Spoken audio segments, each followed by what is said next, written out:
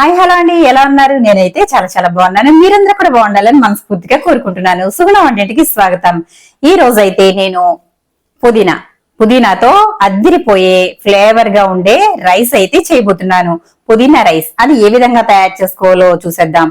చిన్నపిల్లలు స్కూల్ కి వెళ్ళేటప్పుడు చక్కగా బాక్స్ పెట్టేసినట్టయితే లంచ్ బాక్స్ లోకి అద్దిరిపోతుంది. మరి పుదీనా రైస్ ఏ విధంగా తయారు చేసుకోవాలో చూసేద్దామా? Welcome back to my channel.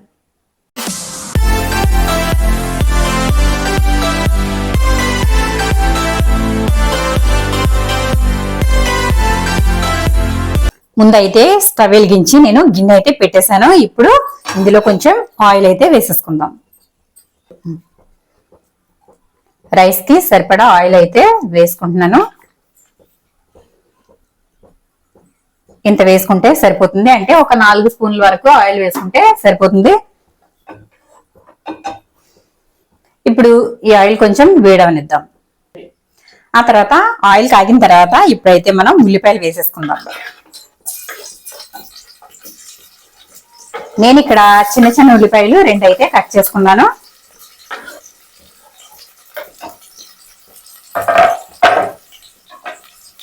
ఈ ఉల్లిపాయలు ఒకసారి అయితే కలిపేసుకుందాం.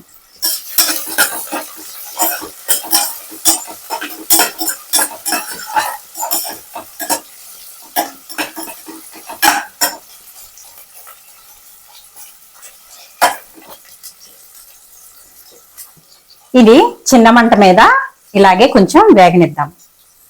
ఇప్పుడు నేను ఒక మిక్సీ జార్ అయితే తీసుకున్నాను. అలాగే ఒక 2 పచ్చిమిర్చి అయితే తీసుకున్నాను. పచ్చిమిర్చిని మనం కొంచెం తాలింపులో అయితే వేసాం కదా, అందుకని 2 తీసుకున్నాను. ఇది పిల్లలైనా పెద్దలైనా సరే చక్కగా తినొచ్చండి. లంచ్ బాక్స్ లో అయితే చాలా బాగుంటుంది. అలాగే పుదీనా రైస్ అనేది ఎక్కువగా చేసుకున్నట్లయితే, ఇప్పుడు వర్షాకాలం స్టార్ట్ అయింది కదండి, వర్షాలు పడుతూ ఉంటాయి. పిల్లలు ఊరికే జలుబులు అలాగే జ్వరాలతో ఉంటారు కదా, అంటే ఎక్కువ మంది పిల్లలు ఒకే చోట చేరినప్పుడు జలుబు అనేది ఒకరి నుంచి ఒకరికైతే ఆటోమేటిక్ గా చేరుతుంది. అటువంటప్పుడు ఈ విధంగా పుదీనా రైస్ అని, జీరా రైస్ అని, ఈ విధంగా ఫ్లేవర్డ్ రైస్ అయితే చేసినట్లయితే చక్కగా వాళ్ళకి ఇమ్యూనిటీ అనేది పెరుగుతుంది. నేను ఒక కట్ట పుదీనా తీసుకున్నాను కదా, ఈ పుదీనా అంతా కూడా కట్ చేసేసుకుని ఇప్పుడు ఇది శుభ్రంగా కడిగేసుకుని ఇలాగా మిక్సీ జార్లో అయితే వేసేసుకుంటున్నాను. ఇప్పుడు ఇదంతా ఇందులో వేసేసాను. ఇదైతే ఇప్పుడు మిక్సీ పట్టుకుని వచ్చేస్తాను. ఇప్పుడు ఇదిగోండి, ఇలా అయితే పేస్ట్ గా తయారు చేసేసుకోవాలి. చూసారు కదా, ఇప్పుడు ఇది పక్కన పెట్టేసుకుందాం. ఇప్పుడు కలిపేసుకుందాం ఒకసారి. చూడండి, ఉల్లిపాయ అయితే చక్కగా మనకి ఒక 50% అయితే ఉడికిపోయింది. ఇప్పుడు ఇందులో కొంచెం కరివేపాకు వేసేసుకుందాము.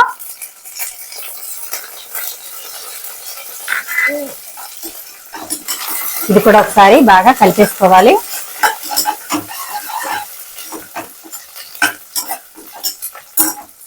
ఇది కలిపేసుకున్నాం కదా, ఇప్పుడు మనం అందులోనే కొంచెం అల్లం వెల్లుల్లి పేస్ట్ అయితే వేసుకున్నాం.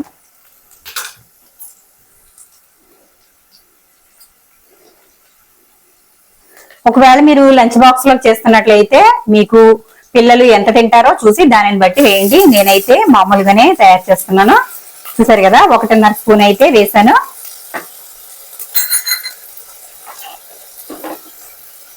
ఇది పిల్లలకే కాదండి, పెద్దవాళ్ళ లంచ్ బాక్స్ లో కూడా బాగుంటుంది. అలాగే ఇంట్లో తినడానికి కూడా బాగుంటుంది. మీకు కొంచెం జలుబు చేసినా లేదంటే గనక ఏమైనా నోరు బాగపోయినా ఈ రైస్ చేసుకుని తినండి, చక్కగా చాలా బాగుంటుంది.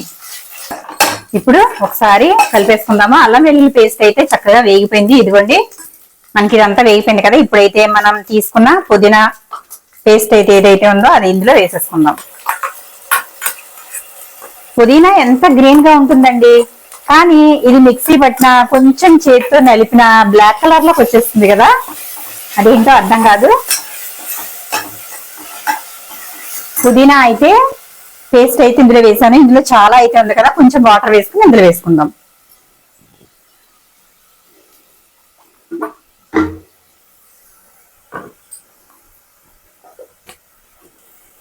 ఇప్పుడు కొంచెం వాటర్ అయితే వేసి ఇలా కలిపేసుకుని ఇందులో వేసేసుకోవాలి. ఇప్పుడు ఇదంతా కూడా కలిపేసుకుందాము. ఇప్పుడు ఇదంతా కలిపేసుకుందాము. తర్వాత ఇందులో కొంచెం సాల్ట్ వేసుకుందాం.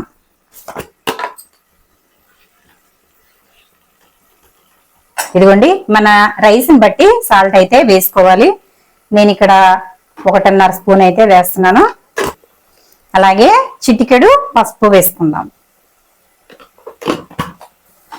ఇప్పుడు ఇదంతా ఒకసారి బాగా కలిపేసుకుందాము. చాలా సింపుల్ గా చేసేసుకోవచ్చండి.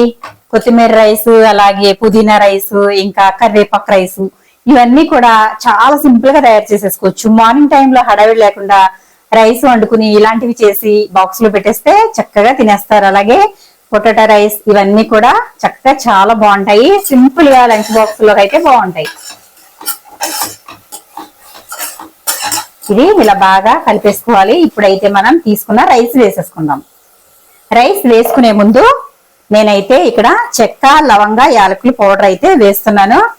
మీరు చెక్క, లవంగ, యాలకులు విడిగా కూడా వేసుకోవచ్చు. మనం చిన్నపిల్లలకి పెట్టేటప్పుడు అవి వాళ్ళకి తినేటప్పుడు తగిలితే వాళ్ళు అంతా ఇష్టపడరు, ఇంక తర్వాత తినరండి. కాబట్టి ఈ విధంగా పొడి చేసుకుని వేసుకున్నట్లయితే ఇది మనకి ఎక్కడ వాళ్ళకి తగలకుండా చక్కగా ఉంటుంది. రైస్ లో తినడానికి అడ్డం ఏమి ఉండదండి, చక్కగా రైస్ అయితే తినేస్తారు.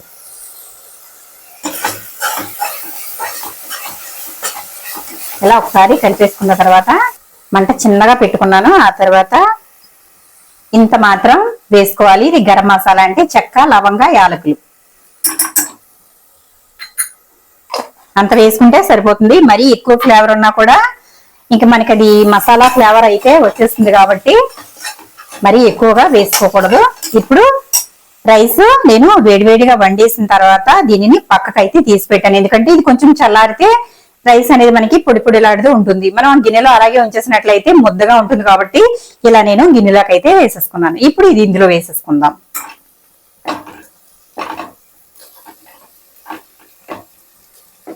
ఇప్పుడు రైస్ వేసేసాం కదా, ఇది ఒకసారి ఇలా పట్టుకుని బాగా కలిపేసుకుందాం. చూసారు కదా చక్కగా గ్రీనిష్ గా ఎంత బాగుందో చూడండి ఒకసారి. అస్సలు కళ్ళు చెదిరిపోతున్నాయండి కలర్ కి.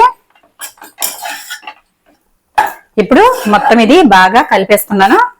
ఒక 2 నిమిషాల పాటు దీనిని ఇలాగే కొంచెం వేగనిద్దాము. అంతేనండి, మన పుదీనా రైస్ అయితే రెడీ అయిపోయింది. చాలా టేస్టీగా, యమ్మీగా లంచ్ బాక్స్ రెసిపీ, అలాగే చాలా టేస్టీగా ఉండే పుదీనా రైస్ అయితే రెడీ అయిపోయింది. చూసారా ఎంత గ్రీన్ గా ఉందంటే చాలా చాలా బాగుంది. స్మెల్ అయితే అస్సలు చాలా బాగా వస్తుందండి. చాలా చాలా టేస్టీగా ఉంటుంది. నోరు బాగోపోయినా, లేదంటే జలుబు చేసిన పిల్లలకి లంచ్ బాక్స్ లో అయినా, ఈవెన్ ఎక్కడికైనా ప్రయాణాలు వెళ్ళేటప్పుడు ఈ విధంగా రైస్ పెట్టేసుకుని వెళ్ళిపోతే చక్కగా తినేయచ్చు. కర్రీ కూడా ఏం అవసరం లేదండి, దీంట్లోకి వట్టి రైసే తినేయచ్చు. చాలా అంటే చాలా టేస్టీగా ఉంటుంది, చాలా బాగుంటుంది కూడా. అసలు మసాలా ఫ్లేవర్, పుదీనా ఫ్లేవర్ తో అదిరిపోయింది. మరి చూసారు కదా, నచ్చిందా? వీడియో నచ్చితే తప్పకుండా లైక్ చేయండి. మన ఛానల్ ఫస్ట్ టైం ఎవరైనా చూసినట్లయితే సబ్స్క్రైబ్ చేసుకోండి. అయిపోయిందండి, మన పుదీనా రైస్ అయితే రెడీ అయిపోయింది. చూసారు కదా యమ్మీ యమ్మీగా ఉంది. మరి ఇప్పుడు ఇది స్టవ్ అయితే ఆఫ్ చేసేసి బౌల్లోకి అయితే సర్వ్ చేసేసుకుందాం. చూసారు కదండి, మన పుదీనా రైస్ అయితే రెడీ అయిపోయింది. చాలా మంచి స్మెల్ అయితే వస్తుంది. మరి మీరు కూడా తప్పకుండా ట్రై చేయండి. లంచ్ బాక్స్ రెసిపీగా పిల్లలకి చేసి పెట్టండి. మళ్ళీ మళ్ళీ ఇదే చేయమని అడుగుతారు. మమ్మీ గ్రీన్ రైస్ చేయని అంటారండి, అంత బాగుంటుంది ఈ పుదీనా రైస్. మరి చూసారు కదా, ఇప్పుడు ఇది ఏ విధంగా ఉందనేది నేను టేస్ట్ అయితే చూసి చెప్తాను. చాలా వేడివేడిగా ఉంది, కానీ స్మెల్కి అయితే ఆత్రం ఆగట్లేదండి, అంత బాగుంది.